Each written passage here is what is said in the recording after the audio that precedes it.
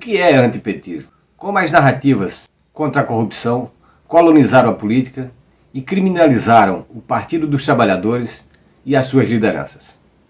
É sobre isto que falaremos nesse vídeo.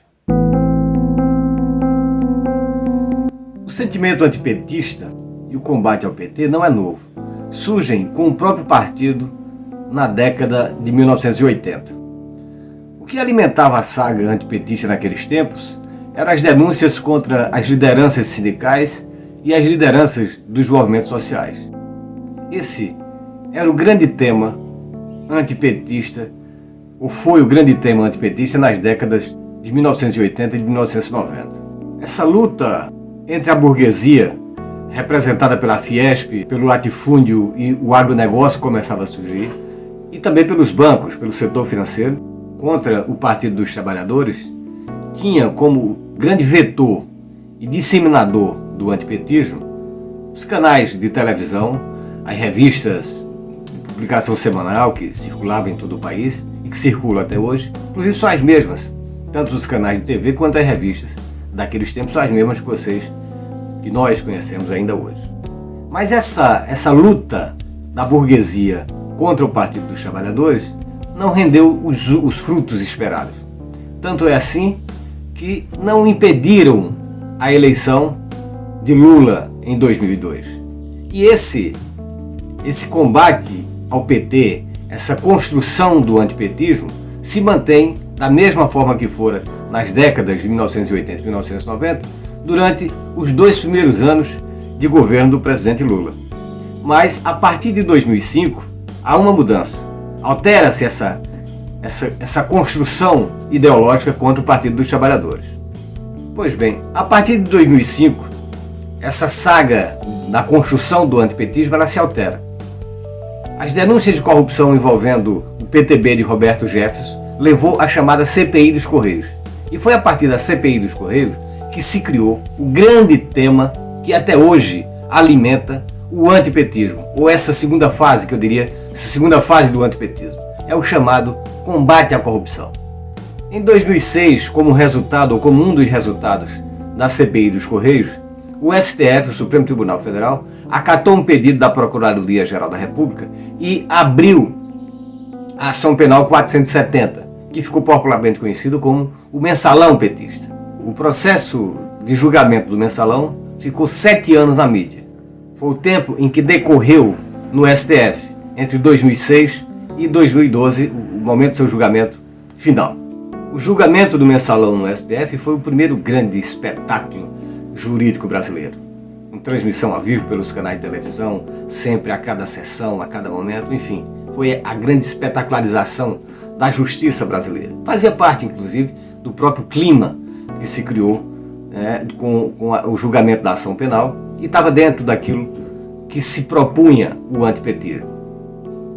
A espetacularização do processo do julgamento do mensalão no STF é o momento fundante do atual estágio do antipetismo e da antipolítica no Brasil. O mensalão, ou o julgamento do mensalão, a pretexto de combater a corrupção, combateu a política e combateu os políticos, combateu o PT e a esquerda. Os 7 anos de julgamento do mensalão no STF, marcados por um forte ativismo político e pela politização da justiça, com a cobertura da velha mídia, cobertura tendenciosa, aliás, como sempre, foram 2 dos principais elementos que fizeram explodir, em 2013, as manifestações antipolíticas e antipetistas promovidas por uma parte expressiva da população brasileira em junho de 2013.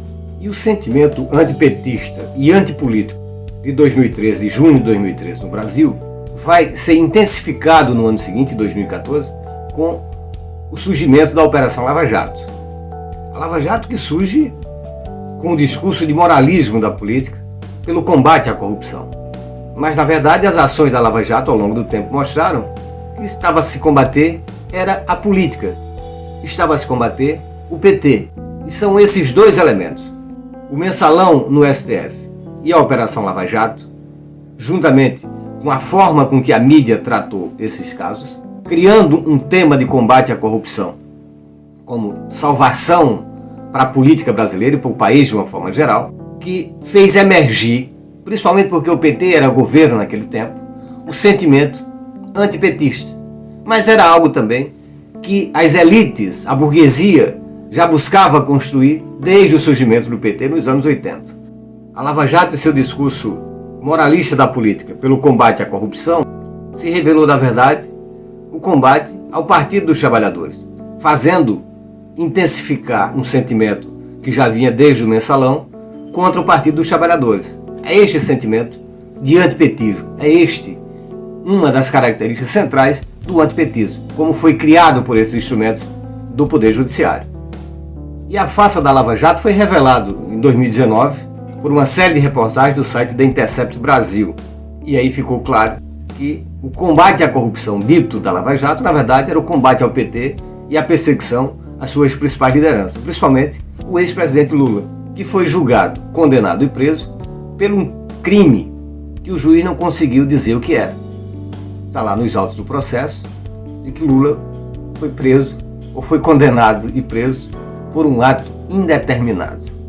O Mensalão do STF e a Lava Jato de Curitiba geraram um processo de desqualificação e colonização da política e de todo o sistema político brasileiro. E as consequências disso é o enfraquecimento da própria democracia do país. E por isso que se teve um impeachment, quando a própria oposição ao governo Dilma reconhecia que ela não havia cometido crime, mas ela foi deposta da presidência. Por isso, a farsa de um processo e de uma prisão sem provas do ex-presidente Lula faz parte desse processo de destruição, não só do sistema político brasileiro, mas da própria democracia do país, a partir desses instrumentos da justiça. Lava Jato, Mensalão, mídia. E foram esses elementos que solidificaram esse sentimento antipetista que temos hoje na sociedade brasileira. A velha mídia tradicional, o Mensalão no STF, a Lava Jato em Curitiba.